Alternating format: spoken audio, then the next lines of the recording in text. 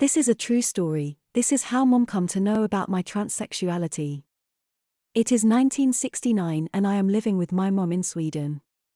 Summer was going down the drain. It had rained almost every other day and my 10-week summer holiday was soon coming to an end. Like so many other mornings, I took my bike and rode to the beach not far from the village where I lived. There I used to stay in one of the old changing huts reading a book or magazine or to just be alone. To my mom I used to say that I was going to be with a friend and that I would be home in time for supper. But the truth was I had no friends and wanted no one. I want to be alone because I needed to come to terms with myself and my desire to be a girl instead of a boy. For many years I had felt this longing of being a girl. It had made me do things that had made my classmates rather suspicious of me, and they had begun teasing me, calling me all sorts of names including Sissy. Even my mom had started to ask me questions like, why had I not cut my hair like she had told me to a million times? Was it because I wanted to have my hair to look like a girl? And was it me that had been in her wardrobe? I denied those accusations strongly and promised to have my hair cut, but I just couldn't bring myself to go to the barber. I wanted to have curls in my hair like Madeline, the most beautiful girl in my class, the whole school even. I so envied of her and all the other girls. It made my heart ache that I was not like them, but I rather plain boy that no one liked. It was drizzling then I reached the beach and I quickly locked and hid my bike in the usual place so that no one would see that there was anyone there. I had with me some food, drink and a book that I had tried to read for a whole week now. I went to my usual cabin, the one that stood apart from the others. The door had no lock on the outside but had a hasp on the inside. The cabin itself was about 3'6" square and had a bench on the far side. A small window let in some light, but I also had a candle and matches hidden under a loose floorboard. I saw it immediately I opened the door. Hanging on one of the pegs was a bikini that someone had forgotten. I looked up and down the beach to try and see if there was someone else. But the beach was completely deserted, so I quickly sneaked inside and locked the door. With shaking hands and a hammering heart, I took the bikini from the peg. It was pink with black polka dots and had clasps that looked like brass at the sides of the panty and at the back of the bra. From the look of it, it must have been quite expensive. It was dry and in size 40, the same size Mom took. That I knew from my visits to her closet. In other words, a bit too large for me, but even so I just had to try it on. After another quick look to see if there were anybody else in the vicinity, I closed and locked the door, then started to undress. Telling me this was too good to be true, I put on the bikini, starting with the panty. It was then I was hooking it up that I saw that it could be adjusted in quite a simple manner by pulling on the side straps. With the panty now on and adjusted, I turned to the bra. It took me quite a while to get the back clasps to connect. I then adjusted the shoulder straps like I had seen Mom do ever so often. This was only the third or perhaps fourth time I wore a bra. It felt so good, so right. It would have been a lie to say that I was not excited, but it was no longer like the first time I wore women's clothing some 2 years ago. This time it was more like a confirmation of my true self. I wished there had been a mirror so I could have taken a good look at myself. Looking down at my chest, I saw that the bra cups, although made with some sort of stiffener underneath, still looked rather empty. This was quickly solved by rolling up my socks, one in each cup. To this day I still do not know what drove me to leave the cabin. It had stopped raining and it looked like there might even be a bit of sunshine. The beach was still empty, so I decided to take a quick dip in the sea. The water wasn't exactly warm but not too cold either.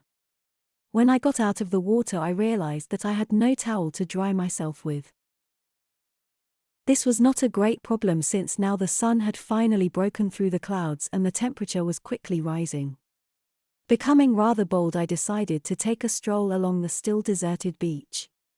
I should have known it was a bad idea, but I just had to do it, and I walked too far and therefore missed hearing the first car. When I finally returned, the beach wasn't exactly full of people, but there were far too many to make it possible for me to get back into the cabin unseen. All I could do was to hide behind some bushes and hope that no one stole my clothes in the meantime, and that it would soon be possible for me to get to the cabin.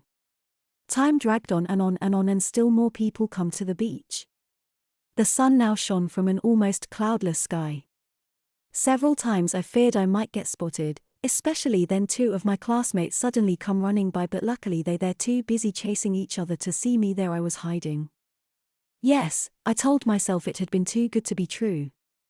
Now I was almost certain to be found out and the ridiculing would never stop. I cursed myself. I shouldn't have left the cabin, I ought to have known this could happen. It was very late in the evening then I finally dared to leave my hiding place and make a quick desperate dash to the cabin. All my clothes were still there so I changed into them in a hurry. My heart was pounding like mad in my chest. The bikini was completely dry by now so I decided to bring it with me. It was such a good find that I just couldn't give it up any matter what. My greatest worry by now was what to tell Mom. I should have been home hours ago. Just as I had expected, Mom was beside herself from worrying over what could have happened to me. When I got home and found her in the kitchen, I told her the story I had rehearsed on my way back, that I and my pal had been too carried away building a raft that we had totally forgotten about time. Mom told me that she had been in contact with all of my mates. They had all told her that I had not been with them for ages. So where had I been? I quickly realized that I had to give her a story that was as close to the truth as I could without telling her the truth.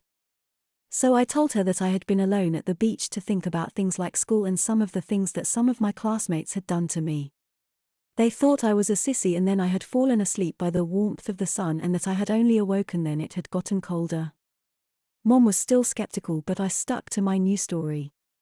After I had eaten my now completely dry supper, Mom sent me to bed. She informed me that we would have to talk more about this tomorrow. I went upstairs and into my room with the bikini still hidden in my jeans jacket. I quickly undressed and went to the bathroom to take my usual shower before bed. I heard Mom come upstairs but thought nothing of it. Suddenly Mom burst into the bathroom, the bikini in her hand, demanding to know what it was doing in my jeans jacket.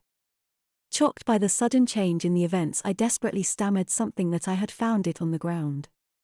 Before I had finished, Mom yanked me out of the shower and pointed to my chest. "You wore it." She screamed and slapped me in my face with the bikini. I screamed, "No," but Mom just turned me around so I could see myself in the bathroom mirror. The truth was plain to see, my chest and hips bore the distinct outline of the bikini. I had simply been too long in the summer Sunday. That night I told Mom between sobs and streams of tears of my transsexuality, although I didn't have that word at the time. Mom took me to several doctors in the vain hope they could cure me. However, instead, they all told her and me there is no cure. They went on to tell her to make the best you can of the situation. This was something Mom found very hard to accept.